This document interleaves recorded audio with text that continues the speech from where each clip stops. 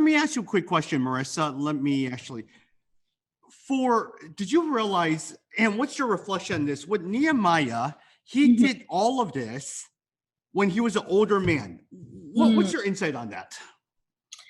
Yeah, that's a great question. I guess, when we do think about age, I think it can be sometimes a limiting factor for us. We tend to think of it as limiting. If we're young, we might think, oh, I'm not experienced, I'm not ready to do this. Or if we're older, sometimes I hear some people that are older say, oh, no, no, no, I'm too old for that. But you know, equally, when we see those examples, there are equally as many young people who are leading and doing amazing things. I know in the city of Jakarta and in Indonesia, there are so many amazingly talented young people who are leading large organizations. And even if we see, the Gojeks or the Tokopedias, they might be the hallmarks of young people creating great companies. But there are also many other smaller heroes. I could say even in my own organization where I know our company would not function without those young heroes.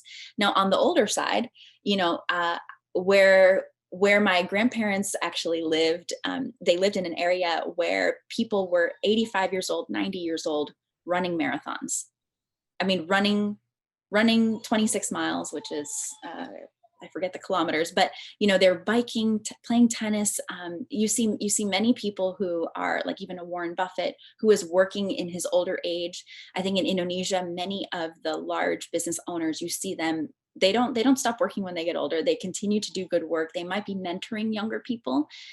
They might be encouraging younger people and sharing their experience. But I'm a firm believer that age should not be a limitation. Whatever our age is, that we play to the strengths of that age. And Marissa, one of the things is I've also studied Nehemiah as well too, is I've realized that he just did a very, very good job, no matter what he was doing, his role as cupbearer to the king, he just did an excellent job. So when it Yes. was time for him to tell the king, hey, look, I have a burden to do this, he sent him on his way and became his primary donor and funded the entire project. If That's this right. guy was a terrible employee, he would have never been one first cupbearer. And plus, he would have never supported him financially to redo all of these things and allow him to have an extended leave of absence, essentially free vacation time for a long time. That's right. Absolutely. And so I think for us too is when we look at our day to day, are we putting our best foot forward? And are we really trying to do our work, whether it's a small job or a large job, but really doing it in a way that is honoring the work and honoring the people around us?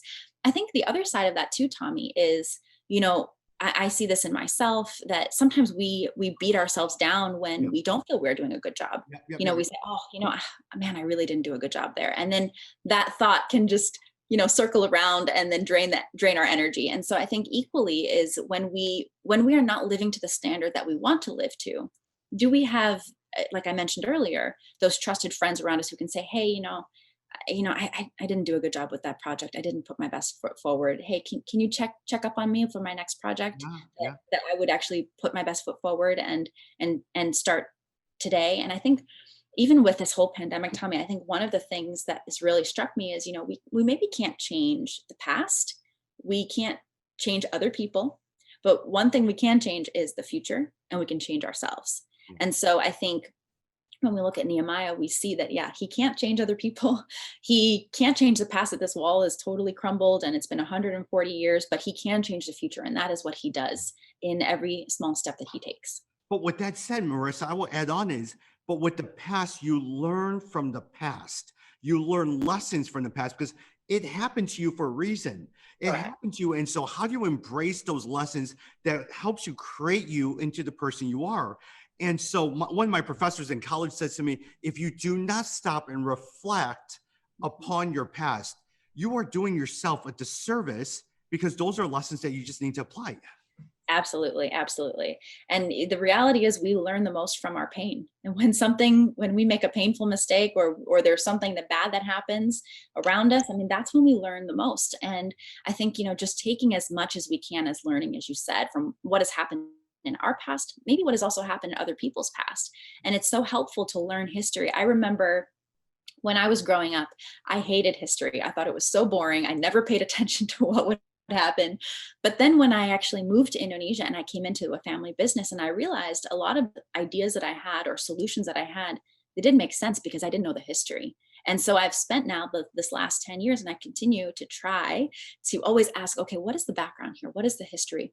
What have we learned either individually or as an organization from a similar situation? And let's bring that into our thought process. Now, it's also important, especially if you're in a startup, maybe you don't have as much history, but you might be able to look at the history of other startups. You might be able to talk to other investors or mentors who've been through similar issues. And I think my husband has worked a lot more in the startup world. And that's something that as a practice that I see is working very well when he and his partners go and they say, okay, even if we don't have a long history, what are the common things that we've seen in other people's history where we can take those learnings so that we can have a stronger future going forward? Yeah. And also, I probably going with that is I talk with a lot of young people and they're always saying, I want to know exactly what my life is, where I'm going to go and all that stuff. But I've also learned, Marissa, are you faithful to where you are right now? Yeah. Because the job that you're currently at, am I doing the best, not only for myself, but to contribute to the financials, the profit of the company? That I need to serve and honor the people who give me a job and go in every single day is what can I do, not for my own personal benefit, to honor the job and help the company as best as I possibly can. Absolutely. Absolutely. And I've had many moments over, whether it was working in the US or even in Indonesia where yeah, I don't know what my life plan is always, and I love to have a life plan. I love to know what's going to happen in the next year or 5 years or 10 years, but there are so many moments where you just don't know. And the best thing to do then is just to say, okay, let me do the very best job I can tomorrow and not kind of worry about all the other questions. Sometimes it's taking, I mean, yes, we should take time to reflect on and think about what we want to accomplish, setting goals. I know the new year, New Year's resolutions can be a great time to think about the year ahead. But also, I have to be honest, when I talk to people who are 20, 25, coming out of college, when I talk to people who are 60, 65, maybe they're winding down their main work, they're trying to think about the next steps. I just see at almost every decade of life, for me, I've recently become a mother and trying to figure out, okay, what does parenting look like? And I have to say, this sense of feeling lost Yeah. is something I see in so many people, no matter what is their age. Yep. And Yep. so, Yep. and so I think you're so right. When you do feel lost, go back to your principles, go back to just doing today well, doing your work well, like you said, helping to honor the work, doing your best to honor the work and put your best foot forward, even if the bigger plan is not so clear.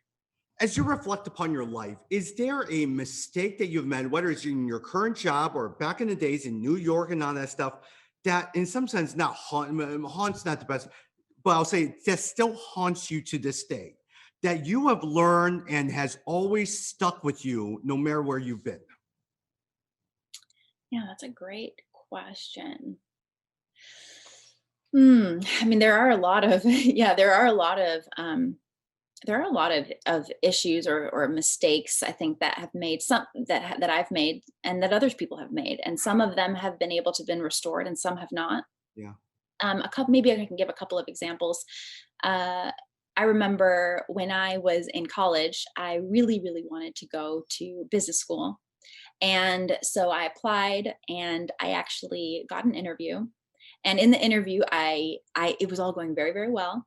But then they asked me, do you want to come to the school or do you want to work at Lehman Brothers? And I said, well, I want to work at Lehman Brothers. And of course, if you're interviewing someone and they ask you, do you want to come here? And you say, no, I want to go there, then they're not going to take you. But I was 22 and I didn't think. And so really for a very long time, I just had this in the back of my mind of, I love learning. I really want to learn again. I want to be in a situation in a classroom again. And so for many years, it did kind of bother me. And I would basically fill that desire by doing online seminars like this one. I would try to do maybe some short boot camps for a month, or I did one for 6 months at one time. And that was helpful. But then I actually did have the honor and opportunity to do a part-time business degree. And so I did that over the last couple of years and just finished last year. And so, sometimes it just takes maybe 10 years in this case for me Yeah. to actually Yeah. finally realize that goal. Maybe for other people, it might be 20, 30 years. And then there are other things too, where maybe you can't actually fix it. So the other example I would give is that this is maybe not a mistake I made, but a situation that occurred, which was my father passed away when I was in high school, and he had actually led. He had actually helped grow the business together with his brothers, who are my uncles. And so there have been so many moments where I say, oh, I'd love to ask him, what did he think about the situation? Or, I wish I could just ask him what he thought, or how would he handle the situation? And I can't do that. And so, there are some things that I can't replace, or I can't take back. And in those situations, the response or the thing that I've done is just to say, okay, well, let's see the next best thing. Can I talk to his brother and see, Yeah. maybe what would my dad have done?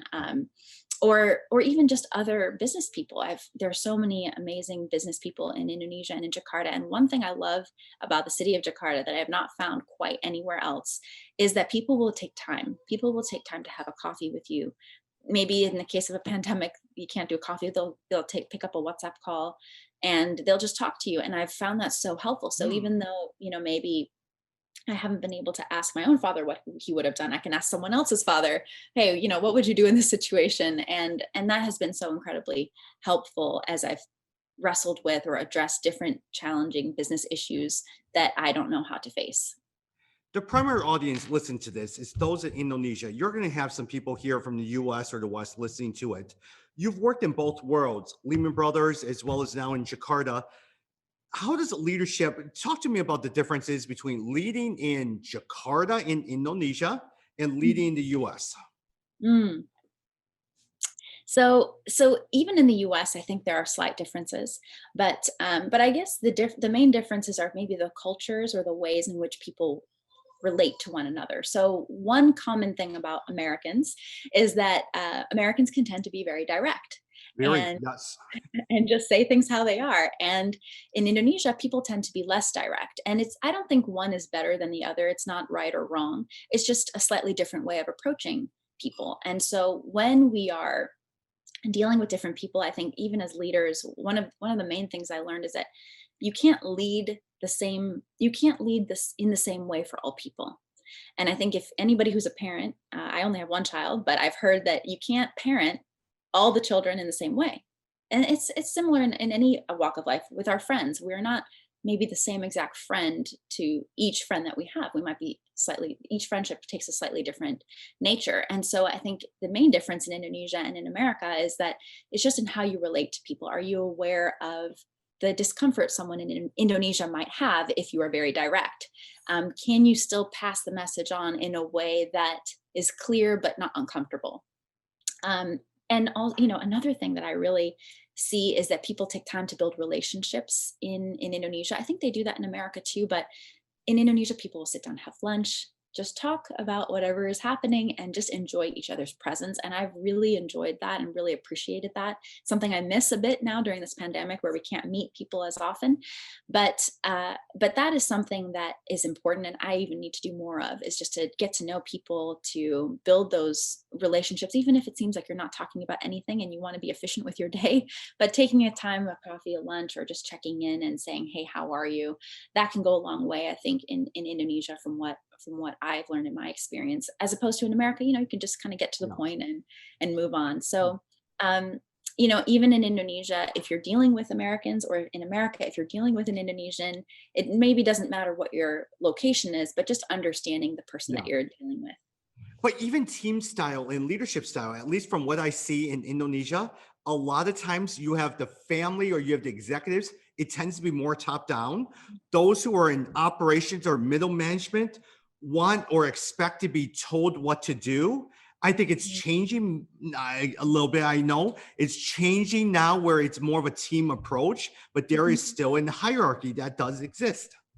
Definitely. And I think, it's an area that we are working on, and we talk about probably almost every day in our organization, is how do we bring up those next level leaders, and especially when English might not be your first Yep. language, if you're conducting your meetings in English, or if you have, like, sometimes when we're working with customers who don't speak Indonesian, we have to speak English. But how do we give, maybe in an internal meeting, we give what we do is what we're starting to do is to bring up some of those younger leaders, or maybe they're not young, but they just haven't had a chance. Maybe they're very experienced, but they're on the team, but they're not the loudest person in the room. How do we give them a chance to speak? Yeah. It might be a similar setting. It might just be an internal presentation, but really giving people chances to have confidence and to Yeah. grow their confidence. But let me ask you, for you, is you've been to business school, you've gotten your undergrad, you've led, is how do you, in a bigger organization with a lot of moving parts, change a culture that doesn't exist? How do you do it? What are your tips and reflections on that? So I would say culture is like a garden, and gardening basically is a daily job. And I know this theoretically because I can't say that I have tended a garden very well, but from gardening, the one interesting thing is if you leave a garden for a week, there's no point basically in growing those tomatoes or cucumbers or anything, because what will happen is weeds will come in and they will eat your food that you're trying to grow. The other thing is there might be birds that come to attack. There might be a bad weather storm that comes and destroys everything. And so what you really need in gardening is to every day do a little bit of work and continue to basically lead the garden into that future state that you want to see. And so similarly in an organization, it's not necessarily a one-time speech or putting your values on a wall, or bringing in a speaker to motivate everybody, or having a celebration once a year. It's not just those things. I think those are part of it, but it really is a daily cultivating every day, sowing seeds that you want to reap in the future, and making sure that in everything you do, whether it's a meeting, whether it's a presentation, that you are, whatever values that are important to you, if it's honoring others, if it's respecting others, if it's teamwork, if it's integrity, what are those values that you hold important to yourself and to your company? And are you in every day, in every meeting, in every interaction, sowing those seeds? I think that's the Yeah. key. So in a large company, it's impossible to change culture overnight, Yeah. but what we can do is sow seeds of the fruit that we want to see bear in the future. And add in what you just said, alongside with that, develop those relationships, have those one-on-one conversations, continue not only as the leader of an organization where you're rah-rah sharing those things, but in personal one-on-ones every single day, sharing those seeds, talking and demonstrating that in everything that you do. Absolutely. Yes. So that's key. And I think, even for us, sometimes it's having one or two trusted people on your team, or even just building those relationships and saying, what could I have done better? Is there any feedback you might have for me? If you have that within your team, great. If you don't, it might be someone outside and saying, Yeah. I think today I reacted really badly. I think I got really angry. I really want to work on this point of not reacting badly to a difficult situation. And then that's someone outside of your company can help you work on that skill. So whatever those values are, whatever you think is important for your company to flourish or for your team to flourish, just sow those seeds every day, step by step, little by little. Marissa, Jakarta is a city of 13 million or 11.65 million, 13,000 islands in Indonesia. Startups are growing like crazy. Pandemic hits. We don't know Mhm. what the future holds. If you were to predict Mm, what's going to happen, post everyone now has the vaccine, things mm. start somewhat getting to normal, traffic starts again. What do you predict? Yeah, that's a great question. I guess one thing Mhm. I love about people, and especially Indonesian people, is they're very resilient, actually. And Indonesia and Jakarta in specific has gone through a lot of other challenges over the last 30 years. And some of them I've seen. And the city has bounced back and people have bounced back. And I think the one thing that we can be proud of is that people and our people are resilient people. And so I think that even though it might be a difficult season, I know that there are many people who are just struggling to keep food on the table. They're taking up multiple jobs. Because they're taking up multiple jobs, they're getting more exposed, getting sick. But even in the midst of all of this, one thing that I appreciate in Indonesia is a lot of our Muslim brothers and sisters, they'll say inshallah, which basically means Lord willing. And there's this constant recognition that I'm human, I'm going to do my best, but there is something greater at work, and I can trust that. And so I think that that's something that gives people a deep rooting and a deep sense of resilience. So I'm very excited to see how Indonesia will come out of this, even just geopolitically and economically, as we see the different shifts in trade. There's a lot of trade from between China and the US that has been shifting to Indonesia, that will Yep. continue to shift. Yep. So I think there's so much opportunity for Indonesia to grab a hold of, and just the huge population that there is. I think so many startups that are still maybe trying to step by step, day by day pull through, but there's a huge market in Indonesia, and that is something that globally is a huge asset. And I think many countries, they wish they had the kind of market that Indonesia is. And so I think there's so much opportunity, and there's an exciting future ahead. Last two questions, and we're going to wrap up because you got to get back to your family and back to work here. One last, what Lehman Brothers. Yes. You worked at Lehman Brothers. Everything was not going well. Many of you guys are familiar with what happened at Lehman Brothers.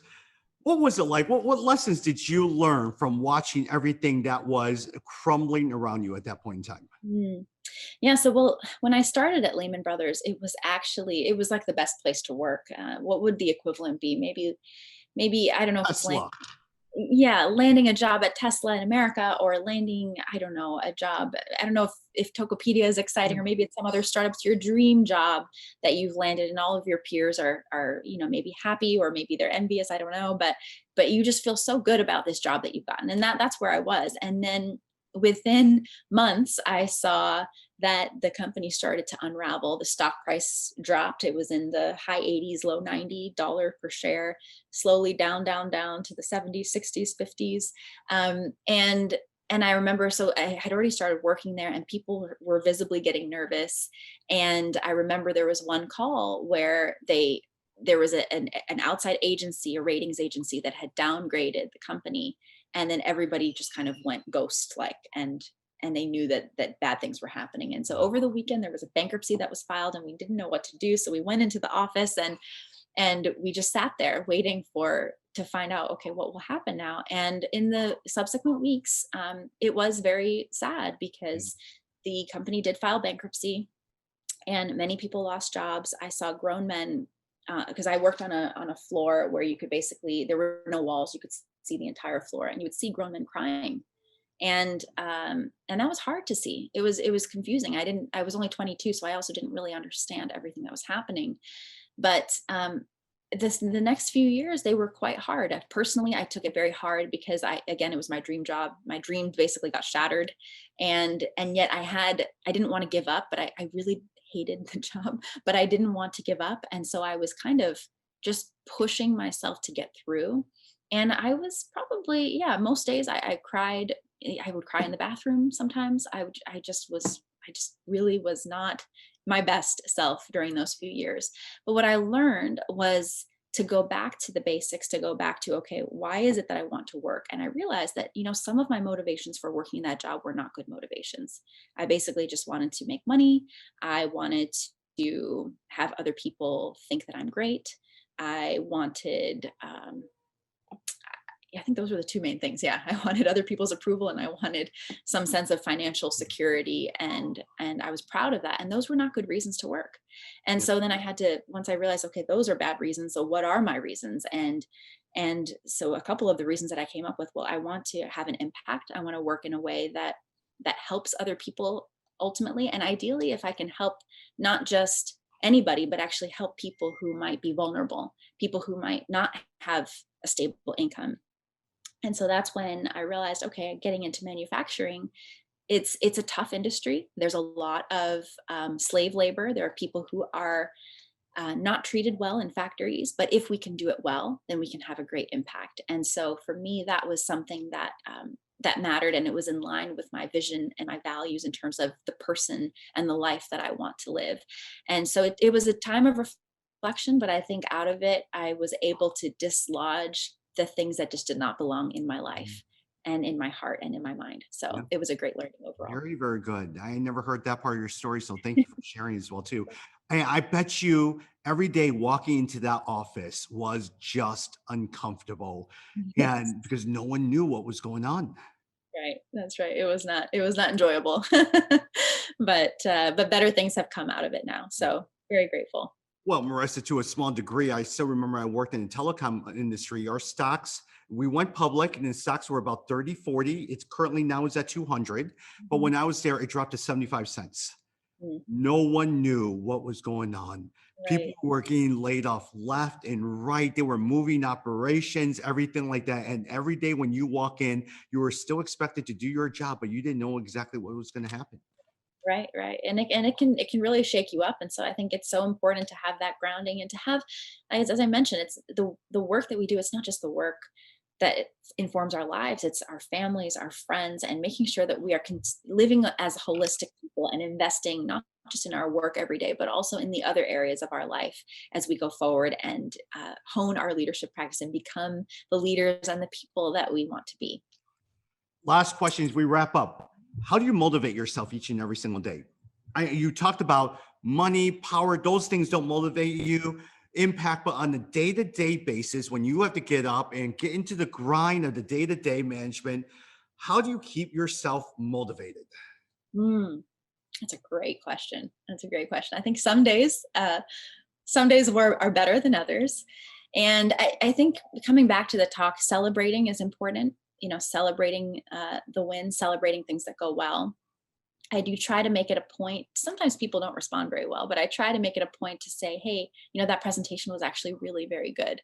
And sometimes people say, oh no, she's just saying that, or sometimes people might feel embarrassed. But celebrating the small things is something that I find helps me then be motivated, helps the teams then be more motivated. The other part is the vision, is just being very clear on our vision and speaking towards that vision, speaking life towards that vision. It's so easy every day to just focus on the negative. Oh, we didn't get that, we didn't get those sales, that customer's going down, you know, we don't have enough work for our employees. um, the laws are changing and they're confusing. I mean, there are just so many negative things that are going on all around us. So for me, how I stay motivated is really to choose to focus on the good, and not to say that we ignore the bad, but to equally focus on what is going well. That, oh wow, we did have an increase in sales. Oh, we landed that new customer. Oh, that team member is doing really well and they're getting more confident and they're able to now present to the senior person in our customer. And just really having as much of that positive reinforcement and celebrating the wins, and all of that helps us to stay focused on our vision. That yes, maybe 2 years ago, we maybe if our vision is here, 2 years ago we were here and maybe we're here now, but that's okay. We're gonna keep focusing on where we want to be, and we will take every step in that direction. So that those are a couple of ways, celebrating and just really staying focused on the vision, or how I stay motivated. Well, as we wrap up, I just say you are extremely talented, extremely humble, and it is an honor for me to be along on this ride with you. And so you have become a dear, dear friend. So thank you so much for taking time to talk. Thank you, Tommy, and thank you, everybody. Appreciate your time. Have a great night.